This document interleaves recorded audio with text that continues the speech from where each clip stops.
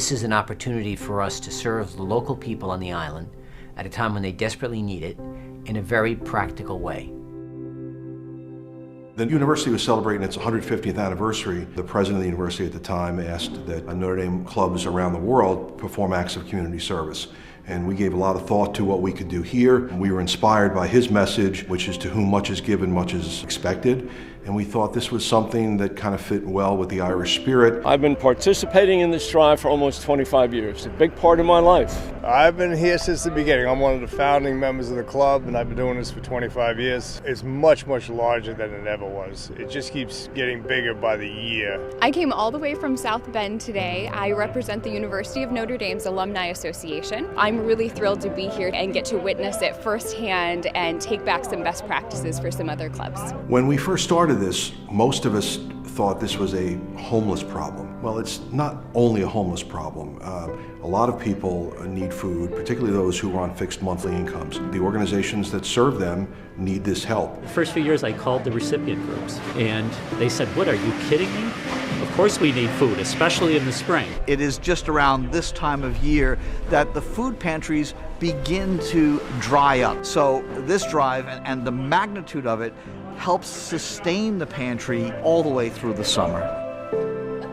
The whole drive starts on Friday when we have a dozen or so trucks going around Staten Island to various schools and churches, picking up food that's been collected during the 2 weeks prior. And then on Saturday we'll have a whole convoy full of cars and trucks and vans coming to pick it up to the various recipient organizations. Our Friday pickup day is so incredible. It's so uplifting. What a great lesson to our kids. The kids organize the drive, they put out flyers, they collect the food, they log it, they box it, and today they take it out to the trucks. We hung signs around the school, we went to every classroom, and we did anything to get it out there that it's the Bread of Life drive. They bring the boxes out to the truck and they see how many boxes the school collected. Their faces just light up. It has inspired them very much to continue this throughout the year within the community, not just one time. Working with other students on one common goal brings us closer, and to see the simple impact we're having on the community. The Bread of Life drive ties into everything we do in the classroom.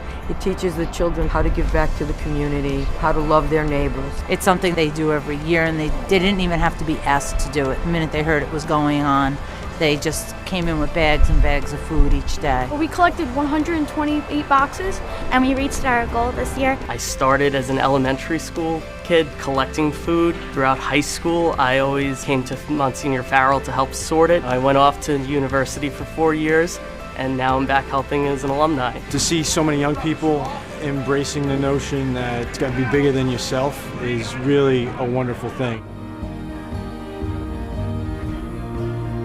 The drive enables us to come together with the other young people on the island. It's all the schools together. It's the Catholic schools, the private schools, the public schools. We have every faith tradition.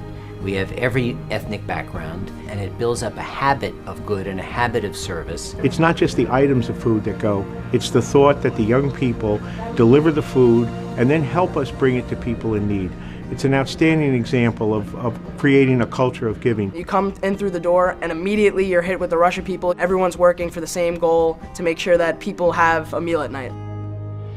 I graduated class of '97 at University of Notre Dame. Played football 4 years for Coach Holtz. I work with an organization called Lose Lads, which is an alumni organization for players of Coach Holt at Notre Dame. Seeing what a great job they do here, I thought I need to get our organization, Lose Lads Foundation, involved. We got together with the organizers of the drive here in Staten Island, as well as a drive that's been done in Harrisburg. We said, well, how can we take this national? And in just a few short years, we're now doing this in 150 cities across the world.